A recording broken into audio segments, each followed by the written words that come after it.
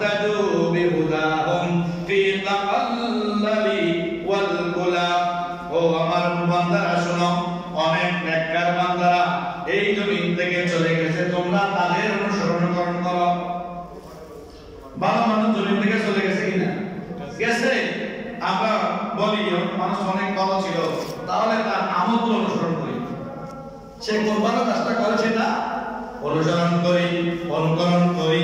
কেননা বিওয়াকাতু বিমাম্মাদ মিনাস সালাফি ওয়া তাকু বিহুদাহুম ফি তাকাল্লালি ওয়াল গুলাব। তুমি জমিনে কষ্ট সহ্য করতে পারে তাদের অনুসরণ করো। দেখো তারা কিভাবে কষ্ট সহ্য করেছে, ধৈর্য ধারণ করেছে। তাদের কি ধৈর্য ধারণ ছিল? এত ধৈর্য ধারণের ভিতরেও তারা কখনো ভেঙে পড়ে নাই। তারা সত্য ছিল, সত্যের উপরে প্রতিষ্ঠিত ছিল, সত্যকে আঁকড়াই করে মিথ্যার করে জিহাদ করে সত্যকে জমিনের মধ্যে প্রতিষ্ঠা করেছিল। সুবহানাল্লাহ। আজকে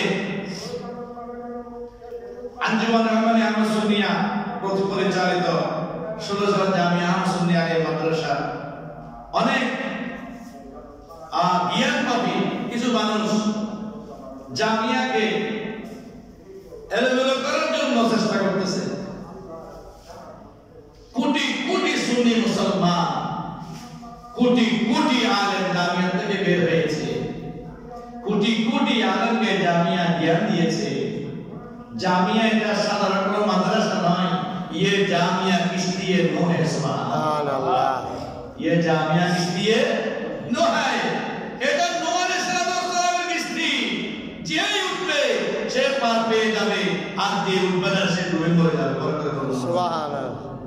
তাহলে ষড়যন্ত্র করা যাবে? করা যাবে না। চেষ্টা করলেও এই ষড়যন্ত্র করা যাবে না, কারণ জামিয়ার দায়িত্বশীল যারা আছেন আওলাদ রাসূল বরকতুল্লাহ। সুবহানাল্লাহ। হুজুর কেবলা সৈয়দ মুহাম্মদ সাল্লাল্লাহু আলাইহি ওয়াসাল্লাম তাজিল্লাহু আলাইহি অবসরের মধ্যে বাংলাদেশের দর্শী বানতেছেন। হুজুর কেবলা যখন জামিয়াতে দর্শী বানেন, তখন জামিয়ার চতুর্দিকে সুজলা সুফলা হয়ে যায়। অন্যায়কারীরা বুকে পড়ে দূর হয়ে যায়। কারণ আওলাদ রাসূলের চোখটা যদিও দুনিয়াবি চোখে দেখতেছেন সব ঠিক আছে, কিন্তু বাতিলের যে চোখটা আছে সেটা দিয়ে অন্যায়কারীকেও তারা শনাক্ত করতে পারেন। সুবহানাল্লাহ।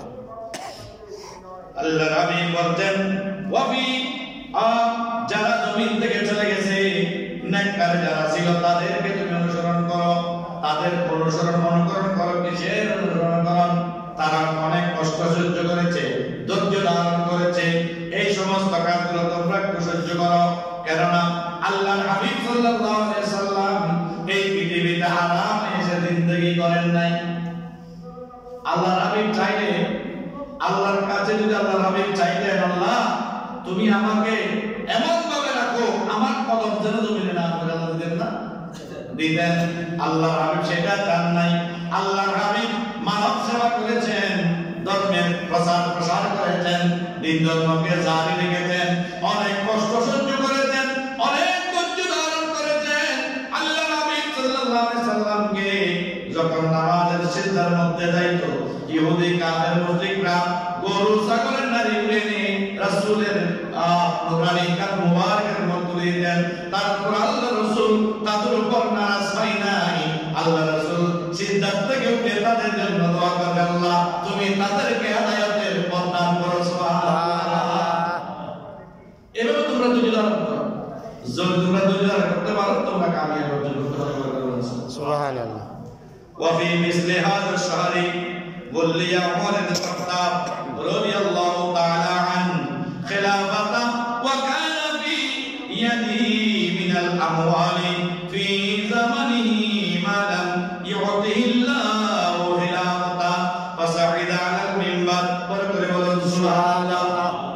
এই মাসে আল্লাহর হাবিবের দ্বিতীয় খলিফা, দ্বিতীয় সাহাবা, আজকে মুবাশশিরের মধ্যে যিনি দ্বিতীয় জন, হযরত সাইয়েদনা ওমর ইবনে খাত্তাব রাদিয়াল্লাহু তাআলা এই মাসের মধ্যে খেলাফতের দায়িত্ব গ্রহণ করেছেন।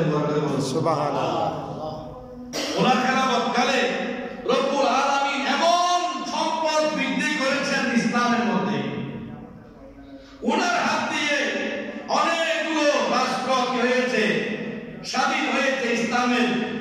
শীতল ছায়ার মধ্যে এসেছি বরকত বলে সুবহানাল্লাহ। আল্লাহর প্রিয় রাসূলের সাহাবা হযরত ওমর ইবনে খাত্তাব রাদিয়াল্লাহু তাআলা ফাসাইদা আলাল মিনবারি ওয়া খাতাবা الناس وعلى لباسه اثنتا عشرة ركعة تقللا من الدنيا فلم يرغب في الساعة لعلمه أن ذلك لا يزيده عند الله إلا رفعته وكان لا يأكل من الإدام غير الساق حتى اسودت جلده ولم يعمل نفسه من مال المسلمين إلا درهمين. আল্লাহর হাবিব সাল্লাল্লাহু আলাইহি সাল্লাম উনার এমন সাহাবা আল্লাহর হাবিব রেডি করেছেন, তৈরি করেছেন যে ফারুক আযমের নাম শুনলে আরবের মানুষ তৎপর করে কাঁপতেন।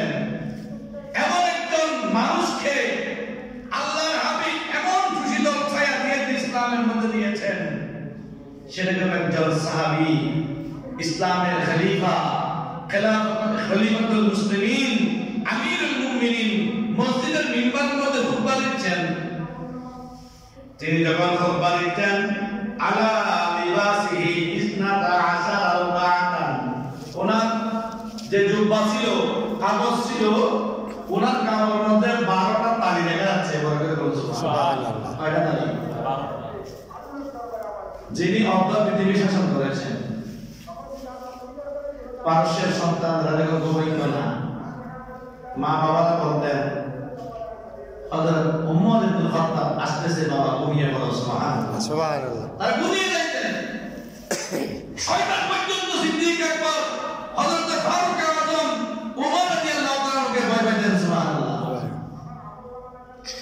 এমন একজন জলিল কদর সাহাবা, তিনি জুমার নামাজে খুতবা দিচ্ছেন, মানুষের অবলোকন করতে লাগলো। ওনার কাপড়ের মধ্যে 12টা তালি যুক্ত একটি কাপড় পরিধান করে তিনি খুতবা দিচ্ছেন। উনি কাপড়টা 12টা তালি ছিল, কারণ তিনি দুনিয়ার মধ্যে সামান্য গ্রহণ করতেন, অল্প অল্প খাইতেন, বেশি খাইতেন না, সামান্য খাবার গ্রহণ করতেন। লা ইয়াজিদু ইনদাল্লাহি ইল্লা রাফাতান ওয়া কানা লা ইয়াকুলু মিনাল ইদাম। তিনি খাদ্যের বেলতল হিসেবে, সামগ্রী হিসেবে তিনি কেবল তৈল ব্যবহার করতেন এবং দেহের চামড়াগুলো কালো কালো হয়েছিল। জাইতুন তেল, রুটির মধ্যে তিনি জাইতুন তেল ব্যবহার করতেন, খাদ্যের মধ্যে জৈতুন তেল ব্যবহার করতেন। জৈতুন তেল খাইতে খাইতে ওনার শরীরটা কালো কালো হয়ে গিয়েছিল এবং উনি নিজের জন্য বাইতুল মাল থেকে ইয়াহমিল লিনাফসিহি মিন মালিল মুসলিমিন ইল্লা দিরহামাইন, বাইতুল মাল থেকে মাত্র 2 দিরহাম গ্রহণ করতেন। সুবহানাল্লাহ। কয় দিরহাম? 2 দিরহাম। বেশি টাকা নিতেন না, পয়সা নিতেন না। একদিন হযরত সাইয়েদনা ফারুক আযম রাদিয়াল্লাহু তাআলার মধ্যে ঈদের সামনে, ঈদের দিন সামনে আসতেছে, ওনার বিবি বাচ্চারা বলল, হুজুর আপনি তো যে বেতন পান, ওই বেতন দিয়ে তো কাপড় চোপড় কেনা হবে না, সামান্য বেতন। আপনি 1 মাসের অগ্রিম বেতন দেন না। 1 মাসের অগ্রিম বেতন দিলেন, হয়তো আমাদের পরিবারের মধ্যে কিছু আমরা টাকুন কি মিটমাট করতে পারবো। সাইয়েদনা ওমর রাদিয়াল্লাহু চিঠি লিখলেন বাইতুল মালের যিনি গভর্নর, ওনার কাছে চিঠি পাঠাই দিলেন। ওনার কাছে চিঠি পাঠানোর পরে উনি চিঠি যখন পাইলেন, হযরত মুআয বিন জাবাল রাদিয়াল্লাহু তাআলা চিঠি পাইলেন। উনি চিঠি পাওয়ার পরে বললেন, এই চিঠি তো খলিফাতুল মুসলিমিন পাঠিয়েছেন, তিনি একটা চিঠিকে পাঠাই দিলেন ওনার কাছে। তিনি যখন চিঠিটা পাইলেন, পড়তে লাগলেন, পড়তে পড়তে চোখের পানি ছেড়ে দিলেন, চোখ দিয়ে পানি গড়গড় করে পড়তেছে। বিবি জিজ্ঞেস করলেন, হুজুর কি হইল আপনার, চোখের পানি কেন চলে আসলো? ছেলেমেয়েরা জিজ্ঞেস করল, হুজুর চোখের পানি কেন আসে? সাইয়েদনা ওমর রাদিয়াল্লাহু জবাব দেন, বিবিরে বাইতুল মালে চিঠি পাঠাইলাম বেতন অগ্রিম দেওয়ার জন্য। বাইতুল মাল থেকে গভর্নর চিঠি পাঠাইলেন, আমার কাছে উত্তর দিলেন, হুজুর আপনি 1 মাসের বেতন অগ্রিম চাচ্ছেন, আপনি কি আগামী মাসটা বেঁচে থাকবেন এটার গ্যারান্টি দিলেন, আমি আপনাকে 1 মাসের বেতন অগ্রিম দিয়ে দিব। সুবহানাল্লাহ। রাসূলের সাহাবাদের মধ্যে কোনো বিরোধ ছিল না, দ্বন্দ্ব ছিল না। তিনি চাইলে চিঠি পাওয়ার পরে রাগাতে করতে পারতেন না? হ্যাঁ, আমি খলিফা, আমি বাদশাহ, আমি রাজা, আমার কাছে এরকম একটা চিঠি পাঠাই, তাড়াতাড়ি করে তলব করতে পারতেন না? তলব করে নাই। চিঠি হাতে আসছে, আল্লাহর ভয় ডুবে গেছে।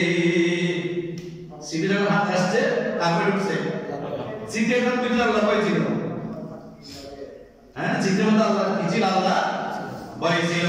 সেইটা আমার বক্তা বলতেন, দিবি রে, এক মাস বেঁচে থাকবো, এটার গ্যারান্টি যাচ্ছে বেতন নকরিন দেওয়ার জন্য।